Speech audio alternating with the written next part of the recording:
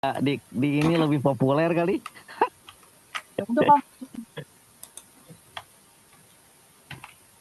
takutnya viewernya banyak Pak. Gimana, Jadinya Bu Pur? takutnya kalau kita upload nanti di YouTube viewernya banyak Pak. Saya malah belum Ya. punya akun YouTube, Bu. Iya makanya belum punya terus tiba-tiba kita masukin di YouTube. Waduh, Pak Rizky nih, wah viewernya 2 juta. Ya. Hmm. Waduh, Ini tadi karena dapat sama viewer harga. nanti, Bu. Kalau saya, iya mah sambil ngerjain ya, sambil nunggu Pak Yusuf. Halo Pak Yusuf, udah gabung Pak Yusuf? Mana Pak Yusuf ya? Tadi di grup itu, ayo gabung. Nah, WA. Pak Adi, ada Pak Adi? Halo Pak Adi, malam. Ya siapa? Ada Pak? Ya, Ya ada Pak. Malam Pak. alhamdulillah ada bisa gabung nih. Udah dengan Pak Dirjen udah aman? Masih ini Pak, masih lemburan nih dengan Pak Dirjen. Iya iya. Oke. Ini aja lah Pak. Bisa, Kalau ini saya dikasih video nih, masukan Pak. aja. Oh iya, ya Allah. Ya. Oke. Masih di kantor ini Oke, Pak, Adi. mohon izin ini. Siap, Mohon maaf Pak Adi, banget siap. seharian tadi nggak ikut. Siap, Siap izin Pak Pak. Adi, siap. Siap Pak Adi, yo.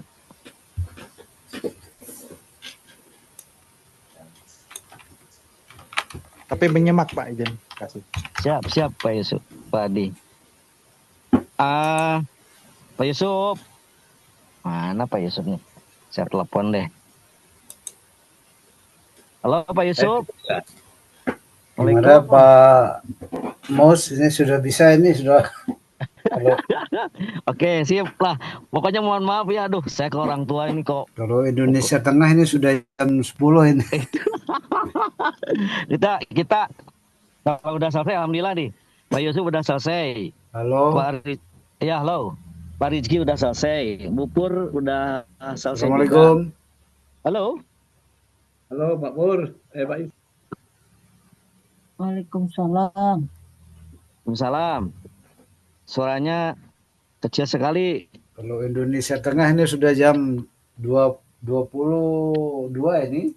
Iya, makanya udah selesai kan, Pak? Yuk, mari. Yuk, kita mulai aja lah. Kita mulai. Ya. Open cam semua, Pak. Iya, Ya. siap. Oh, sorry, saya di mobil nih. Sebentar saya pakai background dulu. Aduh, ya Allah. Terlalu banyak belajar Tuhan, Pak Musli ini. Belum beres ini di perjalanan, loh, luar biasa ini. Aduh. Ya, tugas negara mau apa lagi? Oke, kita siap ya.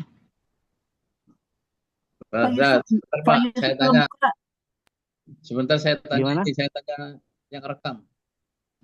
Oke, siap.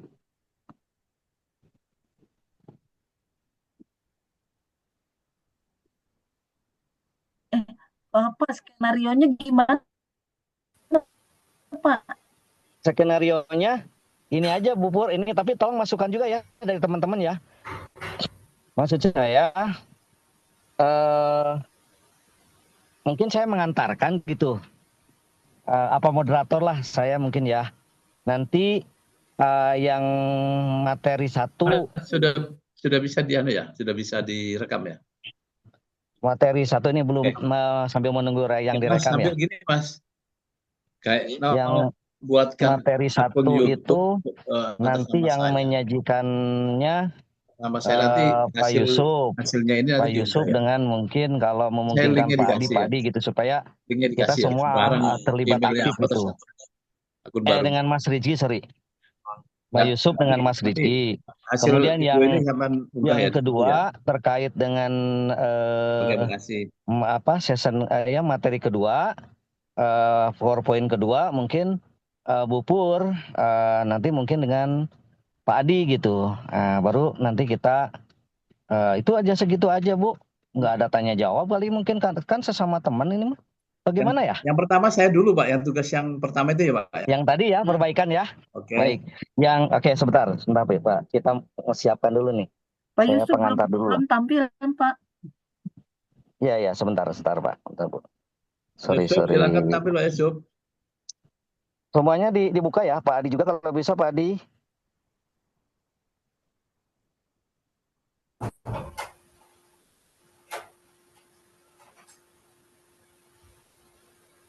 Oke, Oke, sudah siap ya? Belum, Pak Yusuf belum. Siap ya? Pak Adi belum. Pak Yusuf, ayo. Pak Yusuf Adi, mari.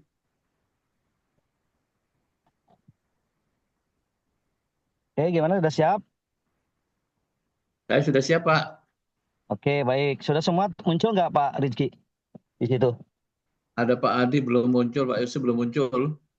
Nah, itu biasanya kan suka dicek itu oleh Pak Jojo itu.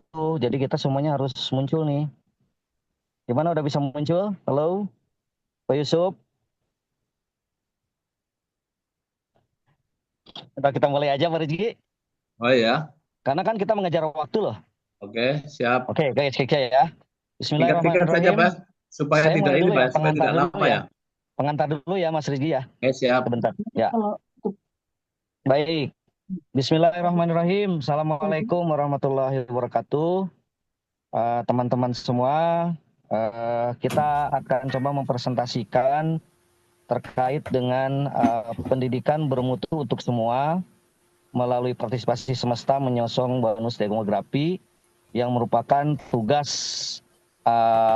kelompok yang sudah dibahas secara mendalam oleh kelompok 2 yang terdiri dari saya Muslihuddin, kemudian Pak Rizky, Bu Pur, Pak Yusuf, dan Pak Adi. Dan ini merupakan tugas dari Suaranya nih Pak Mus. tugas dari dari Pak Jojo ya. Untuk itu saya persilahkan kepada Pak Rizky. Terima kasih, Pak Ketua. Bismillahirrahmanirrahim. Assalamualaikum warahmatullahi wabarakatuh. Waalaikumsalam. Selamat malam, salam sejahtera untuk kita semuanya. Saya akan memaparkan hasil kerja kelompok kita, perbaikan dari atas masukan dari Pak Jojo yang tadi siang kita laksanakan. Suaranya enggak ada, ini suaranya keluar. Suara saya jelas, Pak? Jelas, di saya jelas. Oke. Jadi tema kita itu adalah marketing kebijakan publik. Nah, dengan tema pendidikan bermutu untuk semua melalui partisipasi semesta menyongsong bonus demografi. Dengan anggota kita ada 5 orang seperti disebut Pak Ketua. Jadi konteks bonus demografi, Indonesia telah memasuki era bonus demografi, yaitu kondisi di mana proporsi penduduk usia produktif 15 sampai 60 tahun lebih besar dibandingkan usia non produktif. Nah, momentum ini tentu dapat menjadi kekuatan besar dalam mendorong pertumbuhan ekonomi nasional.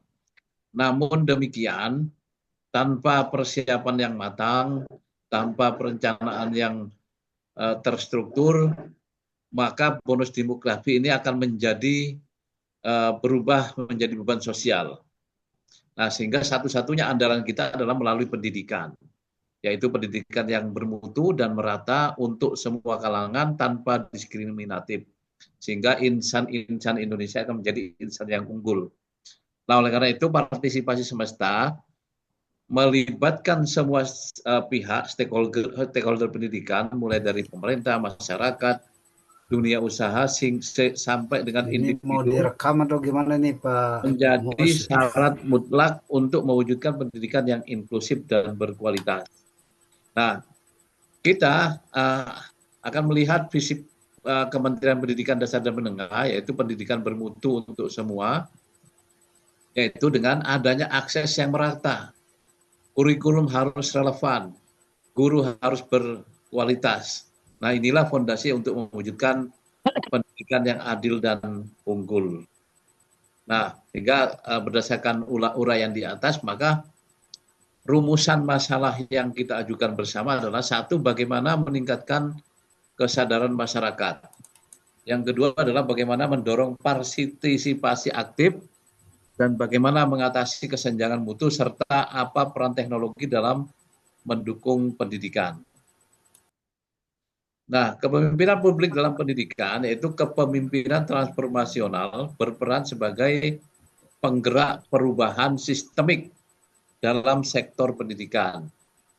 Nah, partisipasi semesta yaitu people yang merupakan pelibatan pemerintah, sekolah, orang tua, masyarakat, dunia usaha, masing-masing mempunyai peran yang sangat vital membentuk ekosistem pendidikan. Kemudian produk layanan pendidikan berkualitas sendiri, yaitu berupa dari penyediaan kurikulum yang kontekstual, penguatan karakter dari anak-anak kita, digitalisasi, pembelajaran berbasis kebutuhan lokal, ini juga merupakan produk yang harus kita pasarkan secara bersama-sama. Kemudian price atau nilai sosial dan budaya, pendidikan sebagai investasi jangka panjang itu membutuhkan dukungan CSR, beasiswa, dan pendanaan publik untuk efektivitas biaya. Sementara untuk place, akses, dan pemerataan meliputi distribusi layanan pendidikan, khususnya ke daerah terpencil melalui digitalisasi dan intervensi kebijakan berbasis data. Yang terakhir adalah promotion, yaitu strategi komunikasi, distribusi layanan pendidikan khususnya ke daerah terpencil melalui digitalisasi dan intervensi kebijakan berbasis data.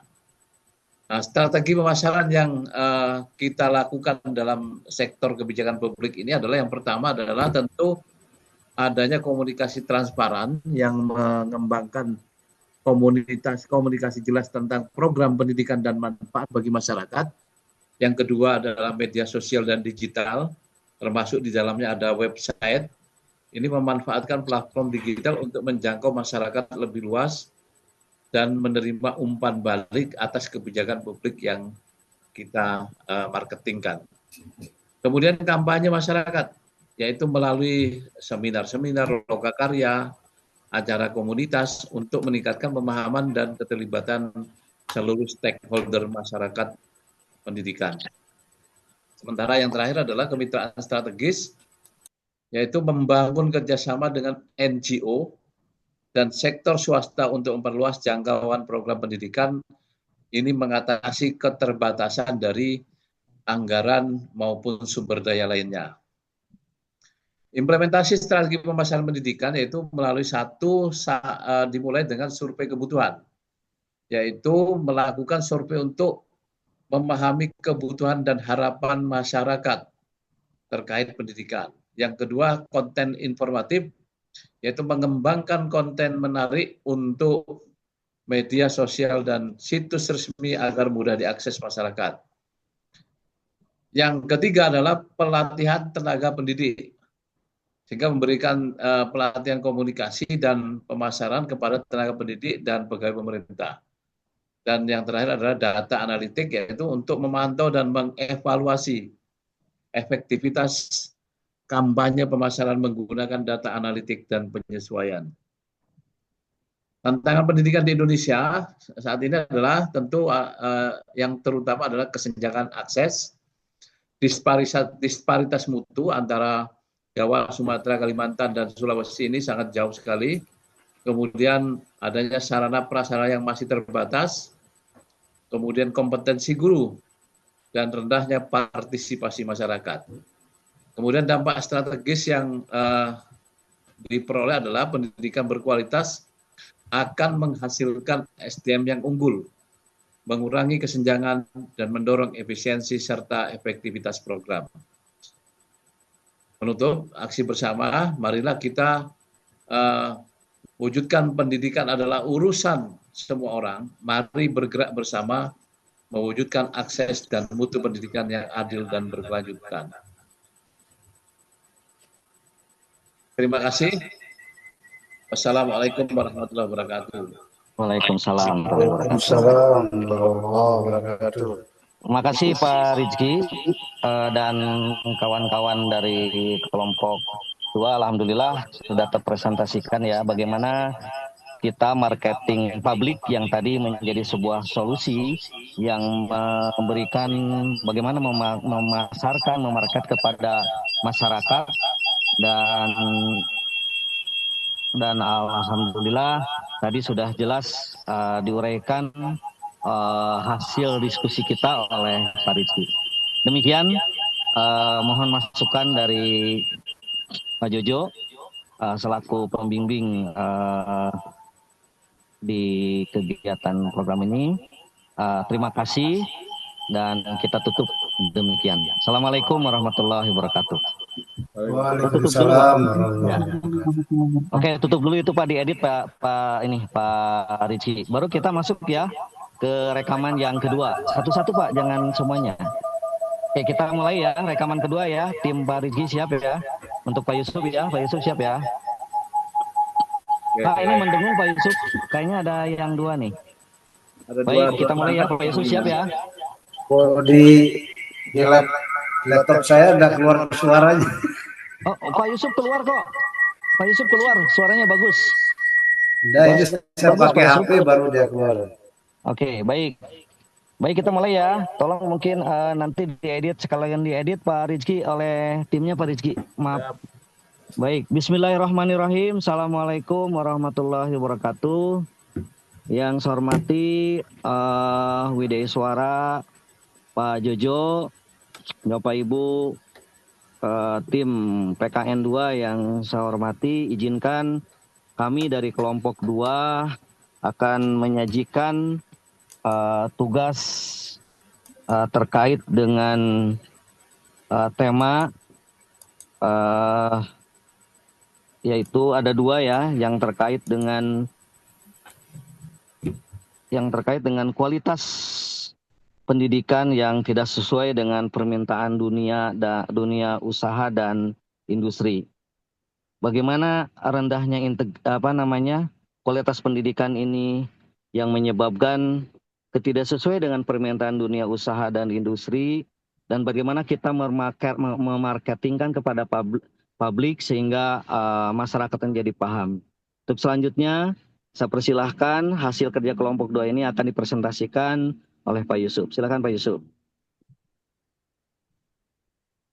Tadi tidak ada suaranya, Pak Mus. Ya, langsung aja Pak. Tadi udah Pak Rizky udah terdengar ya? Tadi kerekam ya? Ini saya pakai HP baru ada keluar suara. Ya udah, langsung aja Pak. Langsung. Masalah, nanti mungkin yang edit. Masalah apa, Pak? Oh, baik. Saya mulai lagi ya. Ya. Oke, baik. Mungkin nantilah Pak Rizky ini. Untuk selanjutnya, Bapak Ibu sekalian dan atas izin Bapak Widya Suara, Pak Jojo, kami akan mempresentasikan dari kelompok 2 tugas yang bertema atau berjudul tentang kualitas pendidikan yang tidak sesuai dengan permintaan dunia usaha dan industri, yang sudah kami diskusikan lebih mendalam dengan kelompok 2 yang terdiri dari saya sendiri sebagai ketua Muslihuddin, kemudian nanti Pak Yusuf, Pak Rizky, Bu Pur, dan Pak Adi. Untuk mempresentasikan terkait ini akan dipresentasikan oleh Pak Yusuf. Silakan Pak Yusuf. Baik, terima kasih. Assalamualaikum warahmatullahi wabarakatuh ya. Waalaikumsalam. Ya, mungkin saya akan membahas mengapa rendahnya kualitas pendidikan kita. Oh ya, ini khusus yang akan saya bahas. Mungkin nanti saya minta juga masukan dari teman-teman ya. Yang pertama, kurikulum yang tidak relevan ya. Kurikulum yang Pak tidak Yusuf, relevan. di share ini ya, PowerPoint-nya Pak. Oh, Di siap. share. Ya.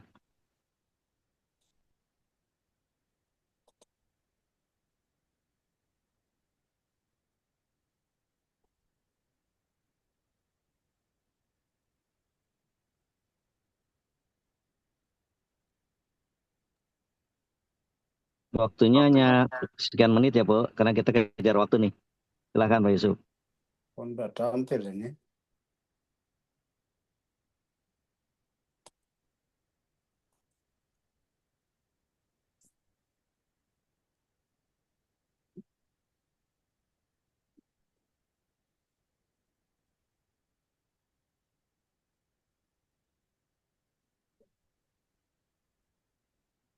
Udah muncul ya. Lagi proses sepertinya Pak. Ini udah mulai berbagi layar tapi belum tampil, belum muncul.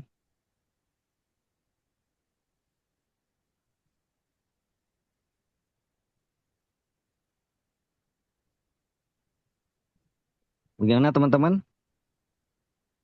Ada kendala apa Pak Yusuf ya? Iya, Kirim di grup saja, Pak. ada Biar nanti kendala. saya bantu. Coba mungkin dikirimkan bahannya di grup biar Pak Rizky yang nge-share Pak Yusuf.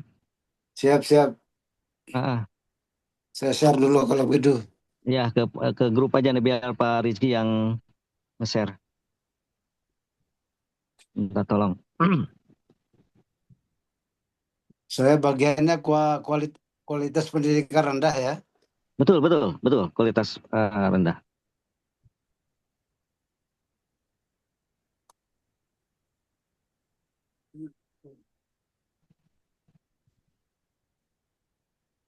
Kok enggak muncul lagi.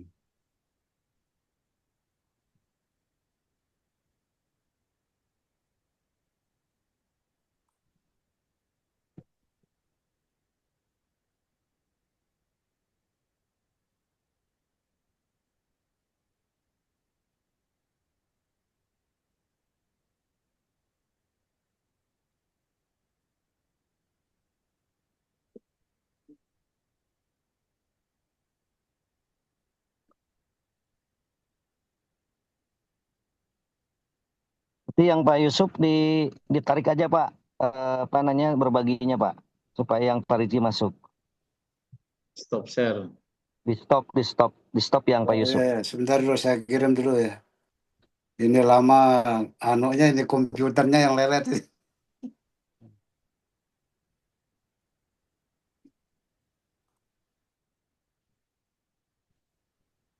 Nanti Bu Pur siap-siap ya waktunya mungkin singkat karena sebelum tanggal jam 22 kita harus sudah kirim nih ke YouTube dan sebagainya.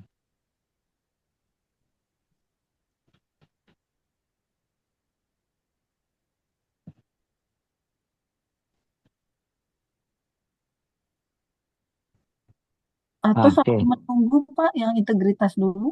boleh kalau Boleh, gitu. boleh ya. Baik, Sebentar. baik kalau gitu saya langsung aja ya buka ya. Oke, yang tadi Pak Yusuf cukup. Sekarang langsung yang Bu ini ya, yang Bu Pur ya. Baik, Bismillahirrahmanirrahim. Assalamualaikum warahmatullahi wabarakatuh. Yang saya hormati eh, pembimbing Widya Iswara, Pak Jojo, Bapak Ibu semua, kelompok 2. Kita akan coba menyajikan terkait tentang rendahnya integritas yang berdampak pada kualitas pendidikan yang sudah kita diskusikan bersama, yang didiskusikan dengan kita sendiri, saya Muslihuddin, Bu Pur yang akan menyajikan nanti, Pak Rizky, Pak Yusuf, dan Pak Adi. Untuk mempersingkat waktu silahkan Bu Pur. Baik, terima kasih Pak Musli Hudin. Yang saya hormati Pak Jojo, Pak Musli, Pak Rizky, Pak Yusuf, Pak Adi. Assalamualaikum warahmatullahi wabarakatuh. Pada Waalaikumsalam. kesempatan Waalaikumsalam ini warahmatullahi saya akan membahas wabarakatuh. mengenai integritas di dalam dunia pendidikan. Saya membagikan paparan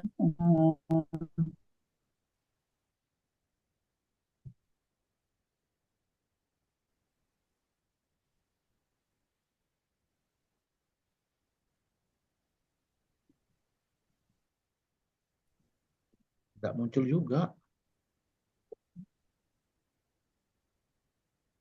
apakah Bapak Ibu Belum tampak, Bu. Belum muncul Bu Pur. belum muncul ya? Nih, Nah, udah. ini. Udah nih. Sudah. Ya, sabar. Tuh, hilang malah. Malum kita udah lelah kayaknya Pak Rizky semua. Saya Atau ini kirim di grup biar saya share dari Bu. Ya, ya. Saya sudah kirim ke saya. Sebentar. Share. Ini. Share. Sudah ya Pak? Sudah tampil? Udah nih berhasil. Yuk, silakan Bu. Baik, kita mulai Pak. Untuk malam ini kita akan membahas mengenai rendahnya integritas yang berdampak pada kualitas pendidikan yang didiskusikan oleh kelompok 2 yang terdiri dari Pak Muslihudin, Pak Rizky, Pak Yusuf Zaini, saya sendiri Purwaniati, dan Pak Adi Nuryanto.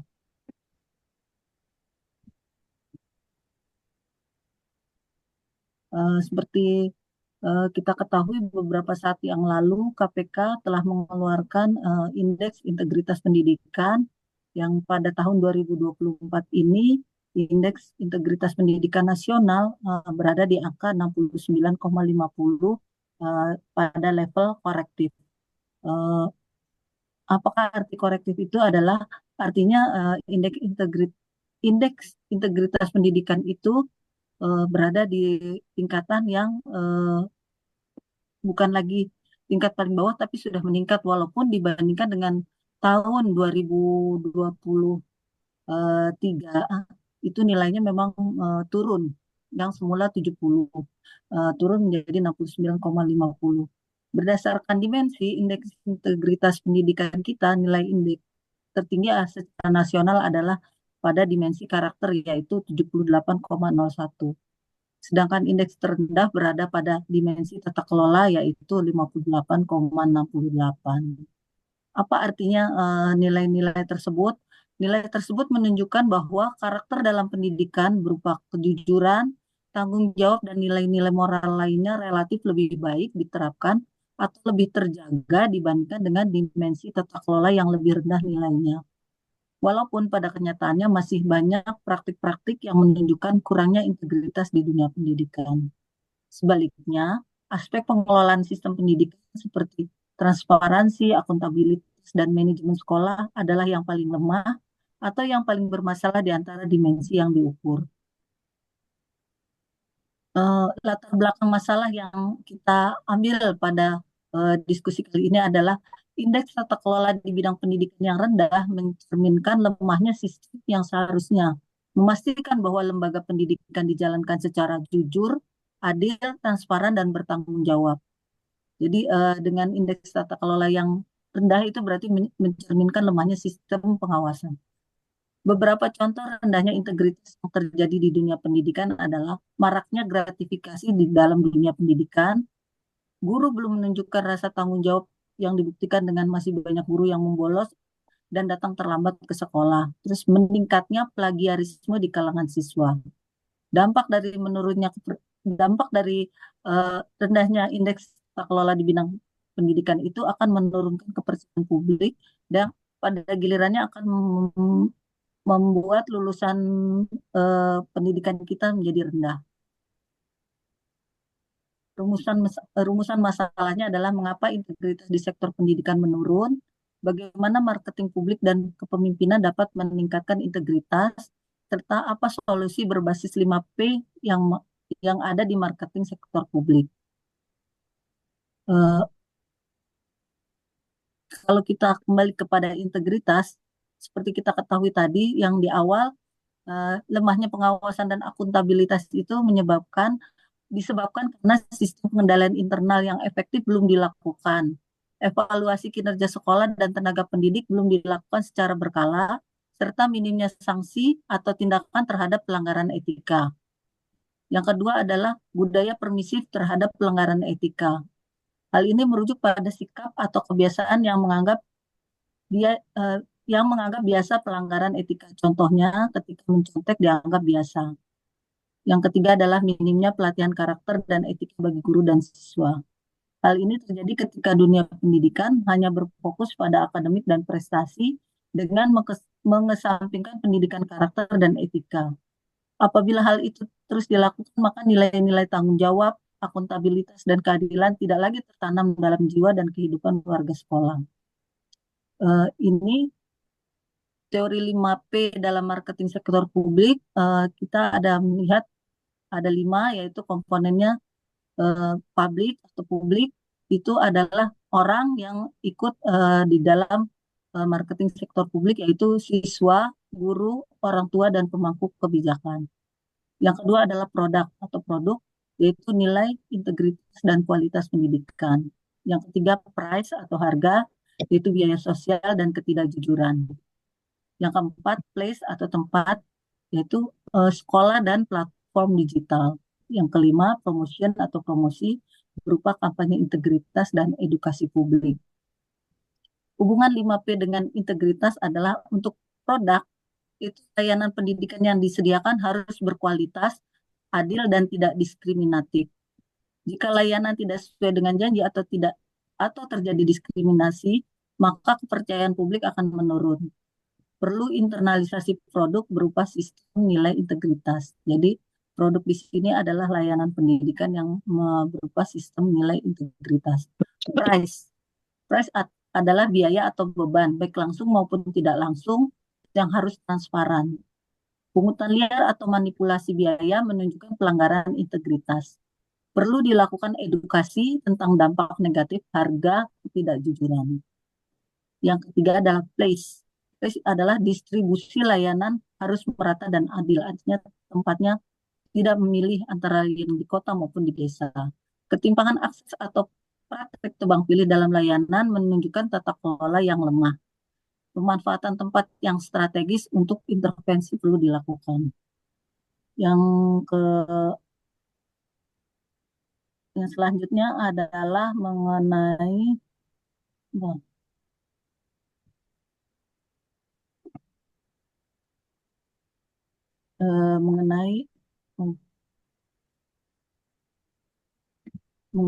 promotion atau promosi. Itu adalah komunikasi publik harus jujur dan akurat. Jika informasi yang disampaikan menyesatkan atau hanya pencitraan, maka akan merusak integritas institusi. Promosi integritas lewat media sosial, lomba maupun edukasi massal perlu dilakukan. Yang terakhir, publik atau orang adalah SDM pelaksana dari tata kelola pendidikan, yaitu ASN, guru, tenaga pendidik. Adalah wajah utama sektor publik. Keteladanan, etika kerja, dan kejujuran mereka mencerminkan integritas sistem secara keseluruhan. Dengan kata lain, SDM pelaksana sebagai target publik agen perubahan budaya. Untuk selanjutnya mungkin bisa disampaikan oleh Pak Adi. Terima kasih Pak Musli. Baik, terima kasih Bu Pur. Silakan Pak Adi. Halo Pak Adi. Monitor. Ya. Selamat malam. Mohon maaf. Malam. Ya, silakan Pak Adi. Ya, terima kasih. Bapak Ibu, Pak narasumber, kami sampaikan tentang pola-pola pemecahan masalah berkaitan dengan solusi atas integritas dan pendidikan bermutu untuk semua. Ini adalah bagaimana kita menjelaskan hubungan 5P dan stakeholder. 5P ini meliputi untuk siswa dan guru, orang tua, masyarakat, dan pemangku kebijakan. Lanjut. Nah, berikut adalah flowchart yang kita gunakan untuk pemecahan masalah berkaitan dengan rendahnya integritas dan dampaknya terhadap kualitas pendidikan dengan pendekatan marketing publik. Rendahnya integritas kita mulai menjadi dasar untuk pemecahan masalah. Ini menjadi sebagai akar masalah atau menjadi permasalahan yang kita identifikasi menjadi isu yang kita pilih untuk permasalahan yang kita ambil dalam peningkatan kualitas pendidikan, yaitu dampak atas rendahnya integritas ini kualitas pendidikan kita menjadi kurang baik. Kemudian rendahnya integritas ini salah satunya adalah karena gratifikasi, kemudian ketidakhadiran guru, dan juga plagiarisme. Hal-hal ini yang kita identifikasi menjadi bagian dari integritas yang menurun, yang menyebabkan menurunnya kualitas pendidikan. Solusi yang kita ambil adalah kita perlu melakukan kampanye integritas, reformasi kepemimpinan, dan pelibatan komunitas. Lanjut. Nah, pola-pola pemecahan masalah yang kita sampaikan berkaitan dengan masalah-masalah utama yang kita identifikasi, yaitu penurunan indeks integritas sektor pendidikan. Ini kita mengusulkan strategi untuk solusinya adalah penerapan pendekatan marketing publik berbasis public, product, price, place, and promotion. Konsep-konsep 5P di dalam strategi bisnis ini perlu dikembangkan di dalam tata kelola pemerintah atau administrasi publik karena berorientasi kepada hasil yang terukur. Kemudian masalah gratifikasi dalam dunia pendidikan, ini kita mengusulkan solusi strategis berupa kampanye publik dan edukasi tentang anti gratifikasi dan juga melakukan kolaborasi dengan KPK. Sedangkan masalah ketidakhadiran dan kurang optimalnya pengajaran oleh guru, kita mengusulkan solusi kepemimpinan teladan, sistem reward and punishment berbasis kepada integritas. Kemudian permasalahan meningkatnya plagiarisme di kalangan siswa ini kita melakukan edukasi nilai kejujuran sejak dini, promosi nilai integritas sebagai produk utama pendidikan. Dan juga permasalahan lemahnya pengawasan dan akuntabilitas, kita melakukan perbaikan sistem monitoring dan evaluasi internal dengan melibatkan orang tua dan masyarakat. Karena siswa ini separuh kehidupannya adalah berada di dalam lingkungan keluarga. Oleh karena itu penting sekali melibatkan orang tua dan masyarakat. Kemudian adanya budaya permisif terhadap pelanggaran etika yang menjadi masalah utama dalam identifikasi permasalahan. Ini kita melakukan solusi kampanye dengan tagar sekolah bermartabat, promosi budaya malu, dan bangga terhadap kejujuran. Dan dua masalah utama yang terakhir adalah minimnya pelatihan karakter dan etika, serta tidak adanya insentif untuk berlaku jujur. Kita mengusulkan solusi integrasi pelatihan etika dalam kurikulum guru dan siswa. Ini hal yang dipikirkan dalam menyisipkan materi-materi minimnya pelatihan karakter ini di dalam kurikulum, baik itu intrakurikuler maupun ekstrakurikuler. Dan juga melakukan sistem penghargaan bagi praktik jujur dan transparan serta sertifikasi etika. Untuk selanjutnya kami persilakan kepada pemapar selanjutnya.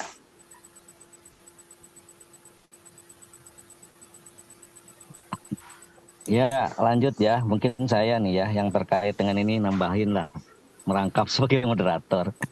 Model integratif sekolah gitu ya, itu ada jauh utama yaitu membangun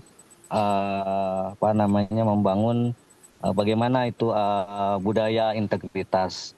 Kemudian ini adalah satu model integritas sekolah. Dari bagaimana tujuan, kemudian faktor pemicu yang krisis integritas, dari mulai lemahnya pengawasan sampai kepada tidak ada insentif kejujuran. Nah, ini pendekatan 5P ini yang merupakan marketing publik yang harus disampaikan dan nanti itu mendeliveri sehingga masyarakat jadi paham dan mengerti. Dari mulai publik, siswa, orangnya atau siapa sih sebetulnya yang harus melaksanakan dan nanti yang akan sebagai publiknya. Dari siswa, guru, orang tua yang ada di sekolah. Kemudian produknya adalah nilai-nilai integritas dan kualitas pendidikan. Kemudian price-nya adalah biaya sesuai dari perilaku tidak jujur, misalnya biaya sosial ya. Kemudian ada place-nya adalah sekolah, ruang kelas, platform digital dan sebagainya. Sampai kepada promotion, bagaimana kampanye, lomba, sampai mungkin mass media yang bisa menyebabkan kejujuran ini meningkat gitu. Nah, ini hubungannya kita bisa lihat ada hubungan 5P dengan stakeholder-nya, targetnya. Kemudian ada langkah aksinya dengan edukasi pelatihan dan kemudian strategi kepemimpinan integritas adalah kepemimpinan teladan. Bagaimana jadi role model kepala sekolah dan guru. Sistem reward dan punishment dijalankan dengan konsisten, kolaborasi eksternal dan gerakan publik. Next. Nah, ini kesimpulannya Bapak Ibu sekalian. Aksi nyatanya adalah integritas ini sebagai fondasi pendidikan berkualitas. Artinya bahwa kejujuran ini adalah suatu fondasi dasar yang tidak bisa ditawar-tawar lagi untuk mendongkrak kualitas pendidikan. Kemudian marketing sektor publik ini merupakan peragaan strategis dengan tadi yang sudah dijelaskan 5P dari mulai publik sampai promotion. Kemudian kepemimpinan bersenilai keperluan dan aksi nyatanya adalah mengedukasi dan evaluasi. Demikian mungkin Bapak Ibu sekalian, terima kasih pada penyaji dan itu mungkin yang saya mohon masukan dari Pak Jojo. Assalamualaikum warahmatullahi wabarakatuh. Waalaikumsalam warahmatullahi wabarakatuh. Itu semakin dekat nih Pak, ini langsung ya, nanti mungkin Bu Pur dibantu ya Pak Yusuf untuk menyajikan materi. Silakan selanjutnya Pak Yusuf. langsung aja Pak, nanti kan tadi udah masuk pengantarnya terkait dengan kualitas rendahnya atau tidak sesuainya antara mutu lulusan dengan permintaan masyarakat atau dunia industri dan dunia yang ada kaitan dengan bagaimana sebetulnya kita di kelompok ini sudah membahas terkait dengan isu penting yang tidak kalah penting terkait tadi rendahnya mutu pendidikan sebagai solusi yang nanti kita sudah diskusikan. Silakan Pak Yusuf. Terima kasih Pak Ketua ya. Bisa di-share ya? Tolong Pak Rizky. Halo Pak Rizky. Bisa dibantu? Silakan langsung pengantarnya Pak Yusuf. Siap, bentar. Baik ya. Terima kasih ya.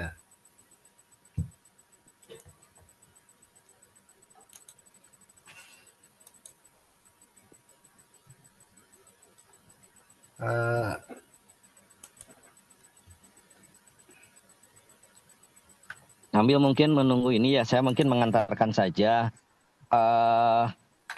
Rendahnya mutu pendidikan di kita itu memang sebagai tantangan ya, bahwa izin dan mungkin kepada narasumber Pak Widya pada Pak Jojo bahwa rendahnya mutu pendidikan ini dirasakan oleh mungkin masyarakat umum bahwa banyak lulusan-lulusan kita yang sia-sia pakai di lapangan, sehingga banyak lapangan yang mengeluh daripada lulusan-lulusan kita. Apa ini penyebabnya sehingga seperti itu?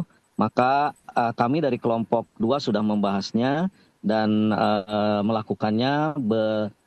Saya sebagai Napus Lihudin, kemudian Pak Yusuf, Pak Rizky, Bu Fur, dan Pak Adi sudah berusaha, dan ini hasil kerja kami. Silakan dipaparkan oleh Pak Yusuf. Baik, terima kasih ya Pak Ketua ya. Saya tidak mengaitkan rendahnya mutu pendidikan, saya tidak kaitkan dengan 5P tadi ya. Yang pertama, kurikulum yang tidak relevan. Ini yang menjadi penyebabnya. Yang pertama, strategi pengembangan kurikulumnya. Pengembangan kurikulum perlu dilakukan berdasarkan kebutuhan dan perkembangan terkini agar materi yang diajarkan oleh para pendidik relevan dengan kompetensi yang diperlukan di dunia kerja. Yang kedua, keterlibatan industri dalam kurikulum. Ya, ini perlu juga dilakukan karena selama ini dunia pendidikan kita hanya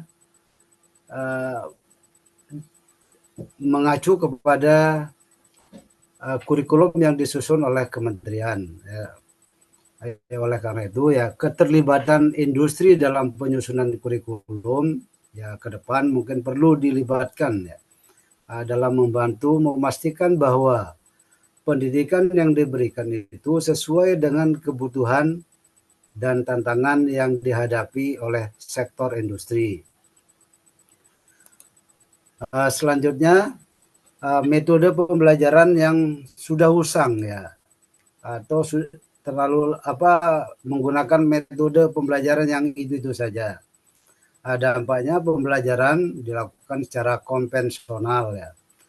Metode pembelajaran konvensional seringkali kurang menarik dan interaktif yang dapat mengurangi motivasi siswa yang dalam belajar serta membuat proses pembelajaran menjadi monoton. Ya. Yang kedua, inovasi dalam metode pembelajaran. Ya.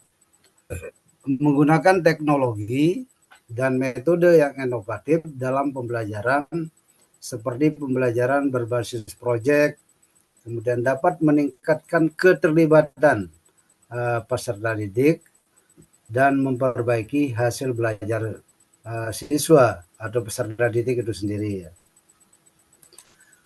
Selanjutnya perlu mengembangkan keterampilan soft dan hard. Ya. Di sini keterampilan soft yang penting adalah keterampilan yang mencakup kemampuan interpersonal seperti komunikasi, kemudian kolaborasi, kemudian rasa empati yang sangat penting untuk menciptakan lingkungan kerja yang produktif dan harmonis ya. Yang kedua adalah keterampilan hard yang kita harapkan juga ya. Keterampilan hard meliputi kemampuan teknis dan pengetahuan spesifik bidang yang diperlukan untuk menyelesaikan tugas dengan baik, seperti pemrograman, kemudian analisis data, keahlian data dalam perangkat lunak tertentu. Nah, ini yang kurang dimiliki oleh peserta didik zaman sekarang ya. Selanjutnya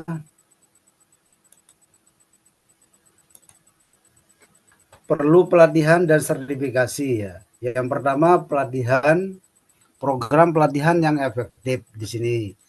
Program pelatihan yang efektif dirancang untuk meningkatkan keterampilan peserta didik yang mungkin nanti setelah tamat akan menjadi sebuah karyawan ya, dengan pendekatan praktis dan relevan. Ini dampaknya langsung pada efisiensi dan produktivitas ya.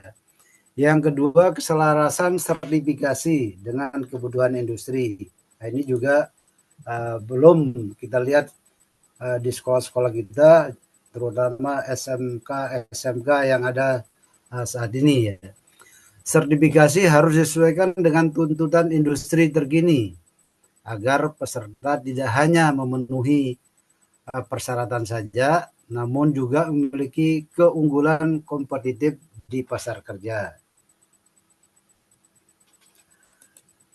Selanjutnya harapan dunia usaha terhadap lulusan. Yang pertama keterbacaan terhadap lulusan.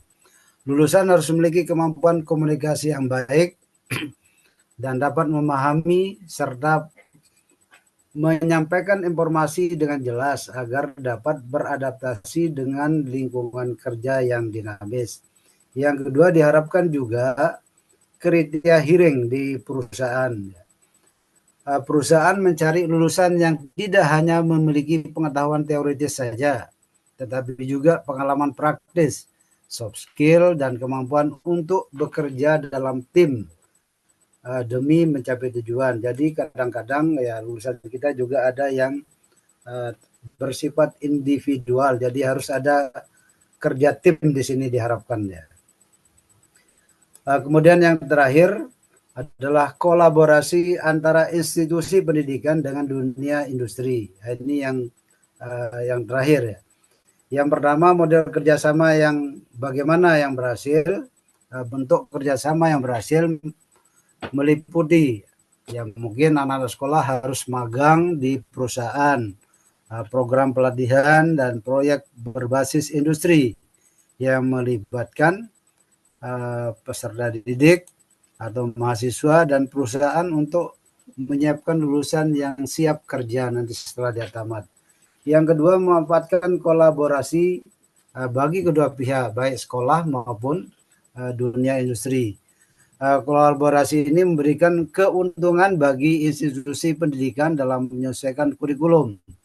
Sementara bagi industri, akses ke talenta baru dan inovasi yang relevan dengan kebutuhan pasar. Mungkin itu Pak Ketua, terima kasih. Mohon saran dari Pak Sugi ya kepada saya serahkan kembali kepada Pak Ketua. Assalamualaikum warahmatullahi wabarakatuh. Salam. Terima kasih sudah selesai ya Bapak Ibu tentang rendahnya mutu pendidikan, dan ini tugas yang diberikan oleh Pak Jojo terkait dengan bagaimana kita mempromosikan atau menggunakan marketing publik, dan kita menggunakan pendekatan 5P dari mulai yang namanya public sampai promotion. Alhamdulillah kita sudah menyelesaikannya, dan ini menjadi sebuah solusi dari bagaimana sebenarnya kualitas mutu pendidikan ini menjadi meningkat dengan kita memberikan sebuah public marketing publik dengan menggunakan 5P, dan sudah dijelaskan dengan rinci oleh Pak Yusuf dan hasil diskusi kawan-kawan. Demikian saya sampaikan terima kasih dan mohon arahan bimbingan dari Pak Jojo selaku narasumber dan Widya Suara di kegiatan PKN 2 ini, terutama di agenda 3. Terima kasih. Assalamualaikum warahmatullahi wabarakatuh. Waalaikumsalam warahmatullahi Baik, saya pikir saya sudah ini ya Pak. Bu Pur, tolong dikirimkan Bu bahan Ibu biar saya kirim satu lagi nih ke grup Ini utama. Pak, pakai yang tadi Pak, pakai yang link yang Bapak kirim saya. Enggak Iya, dikirimkan ke tadi. grup maksud saya Bu. Ke grup yang ini. Ibu kirimkan ke grup PKN saya Pak, Bu. Yang tadi yang PKN Muslihuddin tuh. Yang iya Pak, saya ngerjainnya di Google yang Bapak kirim linknya. Oh, di situ. Iya. Pak Rizky bisa minta tolong Pak Rizky dikirim ulang Pak Rizky. Yang Bu itu. Apa itu Pak? Yang Bu Pur. Yang udah di link yang saya itu, yang tadi yang di bahannya. Tinggal satu lagi ini kita kirim. Google Doc. Udah. Kirim, tinggal satu lagi. Nah, berarti kita ini udah kirimkan, tinggal mungkin kita mengirimkan hasil apa namanya YouTube-nya. YouTube-nya mungkin kan kita kasih video 3 ini nanti mungkin minta lagi diproses oleh timnya Pak Rizky dan nanti kita kirim sama-sama ke YouTube masing-masing gitu ya. Nah, itu ya. Jadi terima kasih kawan-kawan ini udah larut malam. Alhamdulillah kita bisa. Ya, ya Pak.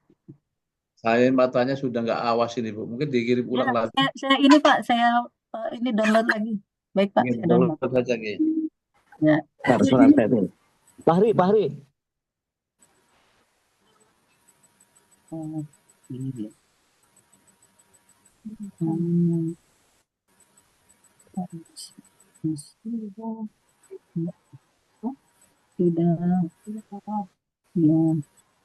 Belum,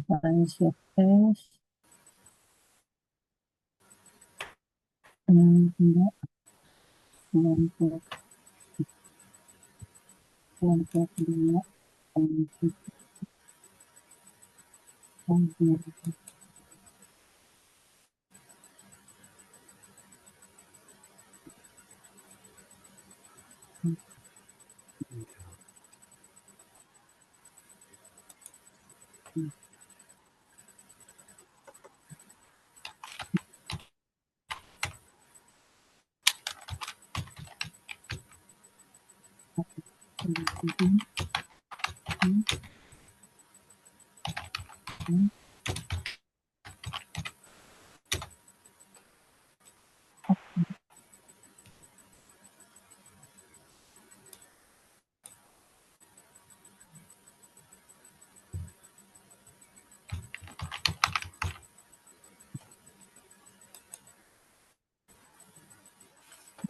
Pak Mus, sudah Pak Mus?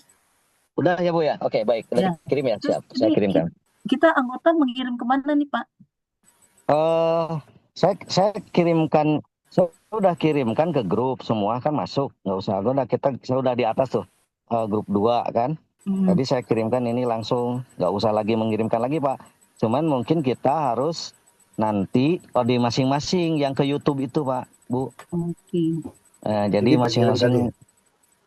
Nah, presensi kita ini kan udah divideokan tuh oleh grup, dibantu oleh tim Pak Rizky.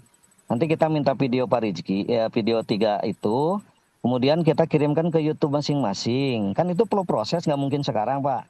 Bisa aja mungkin pagi, nggak masalah. Saya pikir yang penting ini kita tugas ini udah selesai gitu. Itu aja ya Pak, Bu. Terus video ini dapat